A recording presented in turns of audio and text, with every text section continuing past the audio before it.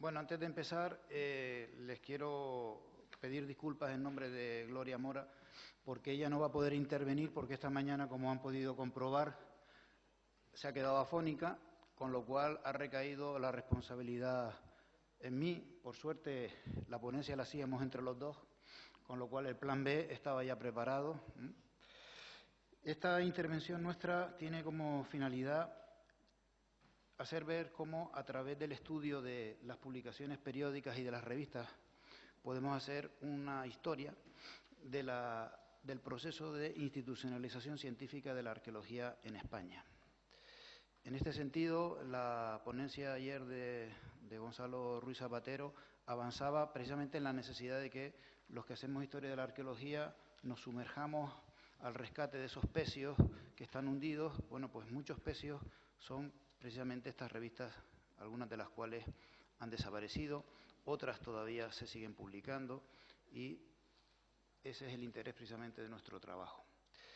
Hay una frase en Google Scholar, para los que la suelen utilizar, que dice: somos enanos a hombros de gigantes. Precisamente esa reflexión es una reflexión que nos debía guiar a todos acerca de la importancia que tiene en la investigación histórica ir siempre hacia la mirada hacia el pasado para ver qué hicieron otros que nos precedieron en este noble oficio de hacer historia y hacernos tomar conciencia también de que nosotros, que ahora somos sujetos de investigación, somos los historiadores que estamos haciendo historia de la arqueología, dentro de unos años seremos objeto de estudio, nuestro trabajo, nuestras publicaciones serán sometidas también a análisis de los que nos sigan. Bueno, este recorrido empieza con unos antecedentes en el siglo XVIII, a través de una serie de obras que se editan en París, en las cuales los materiales arqueológicos son publicados en un formato de publicación periódica como esta que tienen aquí, de la antigüedad explicada y representada en figuras. Personajes como el deán de Alicante, Manuel Martí, va a participar en esta obra, aportando materiales para estos dibujos del Teatro de Sagunto, el Anfiteatro de Itálica y varias piezas de la colección Alcalá Medinaceli, así como otras obras posteriores, como esta que tienen aquí, el repertorio de antigüedades del Conde de Caluz, que van a contribuir, en las cuales van a contribuir anticuarios como Gregorio Mayans, con el mosaico de Baco que ven aquí en la imagen, y Guillermo Utirri con el Marqués de la Cañada, con piezas de su propia colección. En el siglo XVIII van a aparecer lo que podríamos considerar las primeras revistas, en el sentido en el que nosotros hoy en día las concebimos, o mejor dicho, publicaciones de cierta periodicidad. En esto algunos no hemos cambiado mucho con el paso del tiempo porque la periodicidad era bastante irregular, vinculada sobre todo a las academias, la mayoría de ellas de fundación borbónica, como la Real Academia de la Historia o la Real Academia de Nobles Artes de San Fernando, pero también algunas iniciativas privadas como las Academias de Buenas Letras de Sevilla y Barcelona. Es el caso, por ejemplo, de estas obras que tienen aquí, los fastos y las memorias de la Real Academia de la Historia, que en realidad no eran publicaciones arqueológicas netamente, eran más bien unas misceláneas de textos de todo tipo, históricos, pero también se publicaron noticias de arqueología que fueron muy importantes para el desarrollo de esta ciencia en el siglo XVIII, en estos precedentes del progreso de profesionalización de la arqueología en España. Hay que destacar que estas publicaciones tenían un alcance muy corto. Estaban dirigidas sobre todo a una élite, que eran los miembros de estas corporaciones, al personal de bibliotecas que tenía acceso a ellas. No eran unas publicaciones que trascendieran más allá del ámbito estrictamente académico. Esto empieza a cambiar un poco a partir de la segunda mitad del siglo XIX, cuando empiezan a publicarse obras que van a tener una trascendencia mayor, como estas publicaciones periódicas que tienen ustedes en la imagen, donde empiezan a publicarse objetos, sobre todo patrimonio arquitectónico, con grandes desarrollos, despliegues de imágenes. La litografía va a tener una fuerza muy importante y van a ir configurando esa visualización del patrimonio monumental español. Ahora ya el alcance de estas publicaciones va a ser mayor, va a llegar a una burguesía alta, a una sociedad burguesa alta, que es la que va a consumir estos productos. Así, por ejemplo, tenemos la obra que veíamos antes, Los recuerdos y bellezas de España, que va a ser una serie publicada por Francisco Javier Parcerisa, con textos del poeta Pablo Pi Ferrer y del erudito historiador José María Cuadrado, y entre otros los grabados de Parcerisa. Precisamente este grabado a muchos de ustedes les sonará porque es la portada de aquel diccionario de historia de la arqueología que publicó Marcial Pons hace unos años, editado entre otros compañeros por Gloria Mora, y en el que participamos unos cuantos de los que estamos aquí presentes. El siguiente paso sería, en esta segunda mitad, en estos momentos de tránsito de la primera a la segunda mitad del siglo XIX, una obra como esta España artística y monumental, que siguiendo la tradición de la obra anterior, pues va a recoger una gran parte de este patrimonio monumental español a través de los grandes monumentos, configurando este ideario de lo que es el patrimonio arquitectónico y algunas obras tan conocidas como el Tesoro de Guarrazar, etcétera. Algunos de estos textos además tienen el interés de que se escribían en español y en francés, con lo cual tenían una trascendencia más allá de nuestras fronteras. Y en la segunda fase de este proceso, en la segunda mitad del siglo XIX, asistimos ya a lo que llamamos la profesionalización científica de la arqueología en España, algo que sabemos que se produce a través de la creación de centros de formación como la Escuela Superior de Diplomática, a través de la creación del cuerpo facultativo de bibliotecarios, archiveros y arqueólogos, o la propia fundación de esta casa que nos acoge, el Museo Arqueológico Nacional, en 1867, pero también a través de producciones de este tipo, de series periódicas, como la Ilustración Española Americana o el propio Museo Español de Antigüedades, un proyecto personal de Juan de Dios de la Rada y Delgado, que podría considerarse la primera publicación científica emanada de esta casa, el Museo Arqueológico Nacional, donde se van a reproducir a gran formato y con ilustraciones de gran calidad, pues piezas emblemáticas que hoy en día forman parte de las colecciones de este museo. Y, por supuesto, como no, el Boletín de la Real Academia de la Historia, que aparece en estos años, 1877, y que va a ser una publicación donde, sin ser monográficamente dedicada a la arqueología, se van a publicar importantes avances de la arqueología, sobre todo clásica, epigrafía, numismática, etcétera.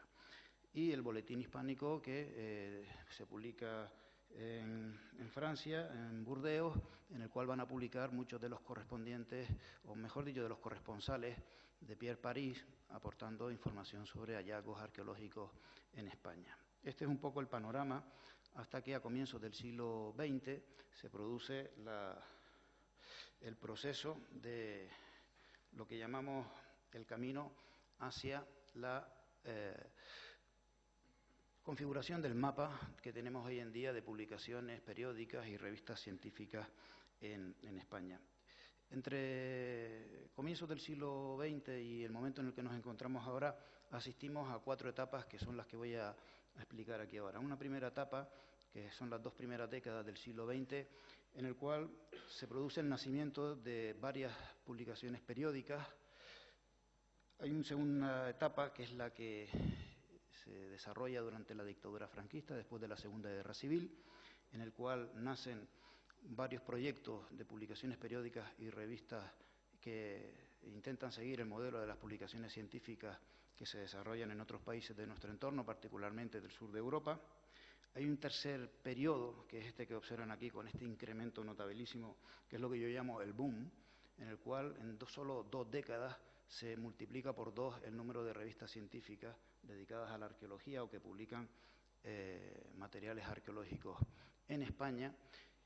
Y en los últimos años se está produciendo esto que yo llamo el reajuste, por no hablar de la crisis, por no emplear ese término que todos tenemos en nuestro vocabulario últimamente, pues un reajuste en el cual el número de publicaciones que nacen se está volviendo, digamos, a unos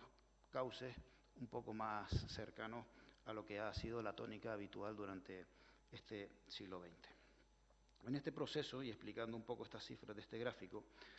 que dicho sea de paso, toda la información ha sido extraída después de un trabajo que hemos realizado muy sistemático de vaciado de bases de datos bibliográficas y de obras como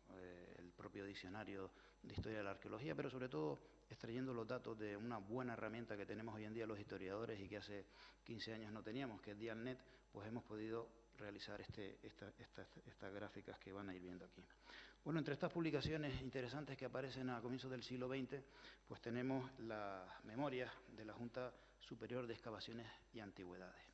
En el arco temporal que va desde 1916 a 1935, esta Junta repartió unos dineros a través del Ministerio de Instrucción Pública que permitieron realizar excavaciones arqueológicas en yacimientos de gran importancia, en yacimientos emblemáticos de nuestro país, por ejemplo en Mérida, en Numancia, en Sagunto, incluso en Medina Sara. Como ya sabemos, la mayor parte de esos dineros se los llevó José Ramón Mélida, y el propio José Ramón Mélida dirigió las excavaciones en Numancia, cuya memoria tienen aquí. Son unas memorias, algunas más grandes que otras, pero donde prácticamente lo que se ofrecen son los resultados de las excavaciones, esas estratigrafías que hoy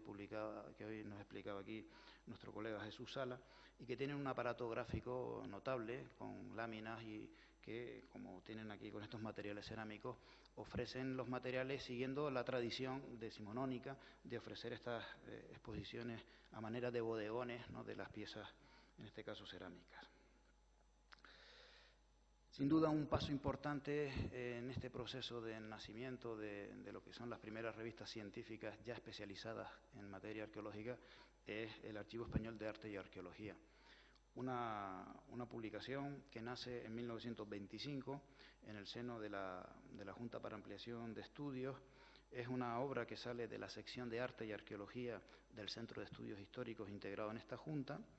que debido a este carácter bísomo entre arte por un lado y arqueología por otro, va a tener dos directores en esta primera etapa, por un lado Elías Tormo y por otro lado Manuel Gómez Moreno,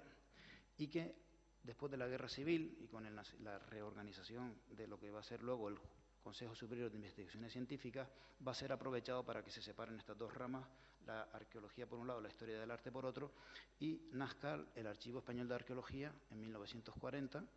que hasta el fallecimiento de Antonio García Bellido en 1972 va a ser dirigido sobre todo por este catedrático de Arqueología de la Universidad Central de Madrid, y que va a ser la gran publicación de referencia en España y sobre todo fuera de ella de lo que es la arqueología clásica en nuestro país, como ya sabemos. Fuera del ámbito central de lo que es Madrid, pues aparecen ya proyectos interesantes como el Archivo de Prehistoria Levantina, que se publica en Valencia, impulsado por el Servicio de Investigación Prehistórica de la Diputación Provincial de Valencia. Esta publicación, como otras, tienen además el valor de que en su primer volumen aparece un proemio, una declaración de intenciones, una introducción, lo que llamaríamos un editorial hoy en día, en el cual los impulsores de las iniciativas explican el porqué de la aparición de esa revista. Un trabajo interesante por hacer para los jóvenes que están aquí, que quizás les interese después de asistir a estas jornadas, lo que llamamos esto de historia de la arqueología, pues sería acometer el estudio de todos estos proyectos que se realizan en el siglo XX y analizar a través de estos proyectos pues qué intereses había detrás para poner en valor ese patrimonio más cercano a lo local, en este caso en el ambiente levantino. Esta revista, que va a estar dirigida por las grandes personalidades de la arqueología valenciana en estos años, pues este editorial de Isidro Ballester Tormo pues es una lectura recomendable en este sentido. Estalla la Guerra Civil y después de ella se configura ese nuevo marco político y también institucional de la arqueología, con esa configuración centralizada de la Comisaría General de Excavaciones Arqueológicas y esa figura tan estudiada en los últimos años de Martínez Santolaya. Martínez Santolaya tiene claro que ese proyecto nuevo necesita un marco de publicaciones propio, porque no va a depender de las publicaciones de otros y porque él va a ser la arqueología oficial del nuevo Estado. Y en este sentido impulsa tres series. Por un lado, la serie Acta Arqueológica Hispánica, por otro, el Noticiario Arqueológico Hispánico y los informes y memorias. Son tres publicaciones de tipología diferente y lo saben todos los que las han consultado para sus investigaciones. En uno se publican noticias más cortas, en otros es un inventario de yacimientos y los otros son lo que llamaríamos la continuidad de aquellos informes de la etapa anterior de la Junta de Excavaciones y Antigüedades. Estas van a ser las publicaciones a través de las cuales se va a publicar las principales excavaciones y estudios realizados durante todo este periodo, que va desde 1939 hasta finales de la dictadura. pero como sabemos a través de dos etapas diferentes, la primera de ellas finaliza a comienzos de los años 50. ¿Qué tipo de arqueología es la que se publica en estas páginas? Bueno, pues dependiendo de la mayor o menor profesionalidad de los comisarios, pues las publicaciones van a tener una calidad muy desigual. Tan desigual como que a mediados de los años 50, Crawford, en su libro Archaeology in the Field, hace una crítica durísima hacia la calidad de estas publicaciones. Decía que lo que venían publicando en estas revistas era prácticamente lo que se hacía en Inglaterra en el siglo XVIII. En los últimos números de una revista oficial de arqueología, los planos no tienen escala, tales omisiones o defectos no son deslices casuales, revelan una debilidad fundamental. Como ya publicamos hace años, esto motiva que Martínez Santolaya inmediatamente haga una circular, se la envía a todos los comisarios, recordándoles que están obligados a, por favor, mandar los materiales para las publicaciones cumpliendo los siguientes requisitos formales, etcétera, etcétera. En realidad, esto fue pasajero porque las publicaciones siguieron adoleciendo de muchas de ellas de la calidad necesaria. Pero en medio de este ambiente en el cual ya empiezan a hacerse críticas acerca de la gestión del patrimonio arqueológico en España por parte de la Comisaría General de Excavaciones, es en el que hay que situar, por un lado, la llegada de Martín Almagro Bas a la Universidad Central de Madrid, como ya conocemos, y sobre todo la aparición de revistas científicas especializadas en arqueología en universidades como, por ejemplo, Salamanca, unos años más tarde, ya a finales de este periodo, Barcelona. Empieza ya a organizarse ese mapa de revistas científicas que todos nosotros conocemos, en el cual las universidades españolas empiezan ya a cobrar el protagonismo que merecen las distintas cátedras de arqueología y de prehistoria. A través de estas revistas podemos hacer un estudio no solo de qué es lo que se trabaja, cuáles son los principales temas de interés, qué es lo que se excava, sino sobre todo algo en relación con lo que proponía antes Mariano Ayarzabuena, analizar esos colegios invisibles, esas relaciones entre los distintos departamentos, porque las revistas van a ser concebidas, ya lo eran desde mucho antes, pero sobre todo ahora, también como espacios de poder, como espacios de autorrepresentación a través del cual determinados catedráticos van a propiciar la promoción de algunos de sus discípulos en detrimento de otros, etcétera. Y por supuesto el Instituto Español de Prehistoria, precisamente a raíz de la llegada de Martín Almagro Bas, pues reorganiza lo que es la estructura en el Consejo y vinculándolo a la cátedra que desempeña en la Universidad Central de Madrid, va a poner en marcha, por un lado, una serie de memorias monográficas donde se van a desarrollar estudios amplios sobre yacimientos y sobre todo las excavaciones más recientes, y por otro lado, trabajos de prehistoria. Una revista que nace primero como una serie de publicaciones periódicas y que no va a ser hasta unos años después de su nacimiento cuando cobra ese concepto de revista de carácter regular y con ese formato similar al de otras publicaciones del entorno. Va a ser la publicación de referencia durante las siguientes décadas y va a inspirar el modelo que se van a desarrollar en otras universidades. Este es el mapa de los distritos universitarios durante la dictadura franquista, un mapa que luego se va a ir dividiendo, primero a través de la creación de colegios universitarios, después a raíz de la creación de otras universidades. El desarrollo de este mapa, paralelo al desarrollo de museos provinciales y de proyectos editoriales impulsados desde las diputaciones, es lo que inicia esa gran expansión de lo que es el nacimiento de revistas científicas en los años 70 y siguientes. Es en este contexto pues, donde aparecen proyectos tan consolidados pues, como la revista Avis, por ejemplo, que nace precisamente en 1970, o la revista Los Cuadernos de Prehistoria y Arqueología de la Universidad de Granada, que aparece unos años más tarde. En algunos casos, como en Avis, pues son revistas donde se unen por un lado lo que es la filología clásica, lo que es la arqueología y la historia antigua, ¿no? Este modelo se va a repetir también en otras universidades. Pero en el caso, por ejemplo, de Granada se va a centrar sobre todo en lo que es la arqueología prehistórica. Y otros ejemplos ya más tardíos de la década siguiente, por poner solamente unos ejemplos, pues Luquentum en Alicante o Velella en el País Vasco. Revistas que todavía hoy en día se siguen publicando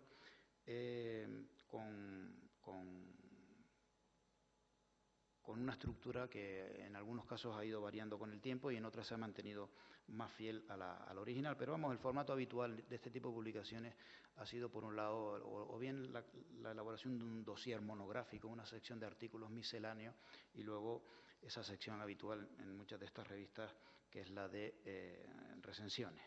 Y ya en la década de los 90 pues aparecen proyectos como Complutum, desde la Universidad Complutense de Madrid, o como ejemplo, simplemente para traer un ejemplo, pues de la Universidad de Cádiz, la revista Atlántica Mediterránea de Prehistoria y Arqueología Social. Entre todas estas publicaciones que les he ido poniendo aquí como ejemplo, hay muchas que ustedes conocen, hay decenas y hay otras que quizás sean menos conocidas para la mayoría, pero que han ido formando ese patrimonio de revistas científicas que tenemos en nuestro país y que han ido organizando un mapa que también tiene una lectura territorial. Porque si vamos centrándonos en dónde están los lugares de producción de estas revistas, nos damos cuenta de que Andalucía, Cataluña y Madrid concentran la mayor parte de las publicaciones científicas de arqueología que se realizan en España. Hay regiones infrarrepresentadas, hay otras que tienen un volumen de revistas muy inferior. Esta distribución territorial nos está poniendo, por un lado, factores como el mapa universitario, el mapa de departamentos, de cátedras, de núcleos de poder, de círculos de academias, o como lo queramos denominar en la Universidad Española, pero también nos está proporcionando información sobre el tipo de investigación que se realiza, las zonas mejor o peor estudiadas, en la medida en que muchas de estas revistas son revistas de ámbito muy local, muy regional. Y para terminar, pues en este momento en el que estamos viviendo de convulsión, de cambio constante, como exponía antes el profesor Ruiz de Arbulo, en el cual los cambios nos vienen a veces impuestos de una manera que no deseamos, pues tenemos, creo, 5 retos que afrontar nosotros, repito, como historiadores que ahora estamos realizando una investigación y sobre todo pues como un compromiso por dejar un territorio quizás mejor de lo que estaba cuando lo encontramos. Por un lado, el primer reto al que hay que afrontar, en nuestra modesta opinión, es el de la supervivencia de las revistas. Si analizamos esta gráfica, observamos que en la última década han desaparecido 40 revistas. Y es una situación que en algunos casos quizás sea fruto de la propia evolución de nuestra disciplina. Quizás lo que está sucediendo es que la disciplina está evolucionando como ya evolucionó en el pasado y revistas que tenían su razón de ser en un momento la han perdido y esas revistas están desapareciendo.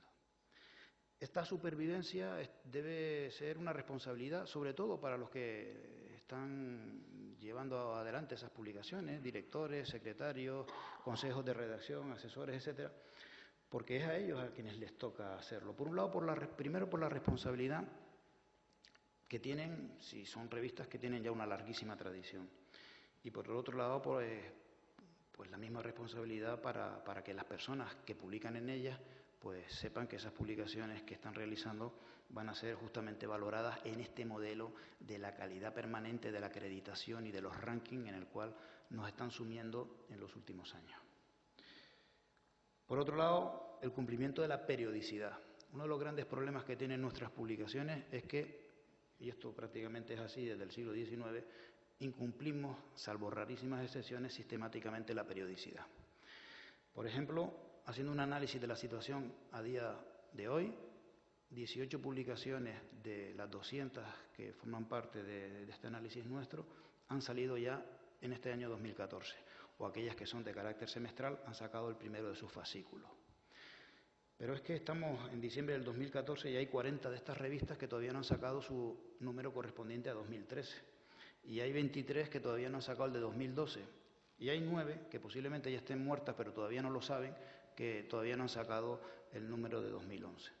Y es que en este mundo de las revistas científicas sabemos que están las revistas vivas y las revistas muertas, pero yo a veces suelo decir, medio en broma, medio en serio, que hay una tercera categoría, que es la de las revistas zombies, que son revistas que están muertas, pero ellas todavía no lo saben. Entonces, posiblemente algunas de estas revistas que están en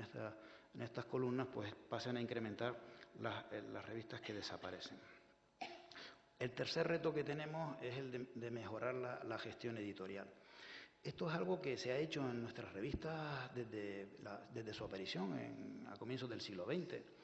Si uno va analizando Archivo Español de Arqueología, Cefirus, trabajos de prehistoria, cualquiera de estas revistas que les he ido explicando, se habrán dado cuenta cómo han ido adecuando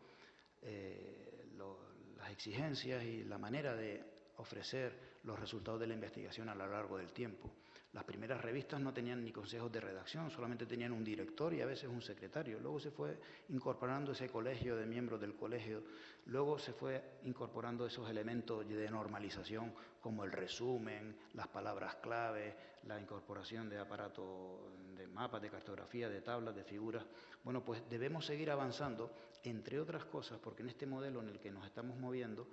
los requisitos nos están viniendo impuestos desde áreas afines, como son las ciencias sociales y en particular la biblioteconomía y la documentación, que se están dedicando, porque es a eso a lo que se dedican, a hacer estudios de tipo bibliométrico y se están dedicando a discriminar nuestras revistas, pues sobre todo por incumplir la periodicidad, por ejemplo, o los criterios formales a los que les aludía. ¿Cuál es la situación actual? Pues es una situación bastante complicada. Piensen que solamente un 29% de estas publicaciones tienen lo que llamaríamos una categoría A o B, que son las que podríamos considerar más aceptables para la promoción de aquellos que publican en ellas. ¿Qué pasa con las que tienen esa categoría C y D? Pues que las personas que están al frente de esas revistas pues van a pasar más tiempo pidiendo a los colegas que publiquen en ellas que gestionando la masa de artículos que se reciben. Porque la situación es así, las buenas revistas son aquellas que reciben muchos artículos y solo pueden publicar unos pocos. Y luego están el resto, aquellas que tienen que ir corriendo detrás de los autores para que alguien publique en ellas, ¿no? De tal manera que hay algunos colegas que dirigen revistas que forman parte pues, de una especie de orden mendicante que en determinados momentos del año se dedican a pedir a los colegas que les manden algún manuscrito. El siguiente reto es el de la mejora de la visibilidad, que es tanto como decir la visibilidad de la arqueología que se realiza en España o de la investigación. Porque en la medida en que nuestras revistas no sean incorporadas a bases de datos, pues la mayor parte de nuestra producción va a ser menos visible. Y sobre todo va a hacer que determinadas revistas concentren los trabajos de determinados grupos de poder en detrimento del resto. Es difícil entrar en la Web of Science, sin duda. Menos difícil, pero también lo es entrar en Scopus. Pero lo que no es nada difícil es entrar en el European Reference Index for Humanities, que ahora se está realizando, que está abierto el periodo de postulación de revistas y que no son unos requisitos excepcionales. Pero fíjense las cifras, solo 17 revistas españolas han entrado, están incorporadas a este grupo. Y por último, y sé que aquí habrá algunos colegas que no les gustará que lo diga, pero creo que hay que tener claro que el digital, publicar en abierto, y sobre todo en plataformas estandarizadas o normalizadas como el Open Journal System, no es un enemigo de nuestra tradición ni de nuestras publicaciones, es nuestro mejor aliado. Porque si hacemos publicaciones muy centradas en lo local y en lo regional, la mejor manera de que sean conocidas por colegas que hacen estudios similares pero en otros ámbitos geográficos es precisamente ponerlas en abierto y en acceso a través de plataformas como esta. Muchas revistas ya lo están haciendo, algunas de las propias universidades, y lo deseable sería que en un futuro medio pues fueran la mayoría. Muchas gracias.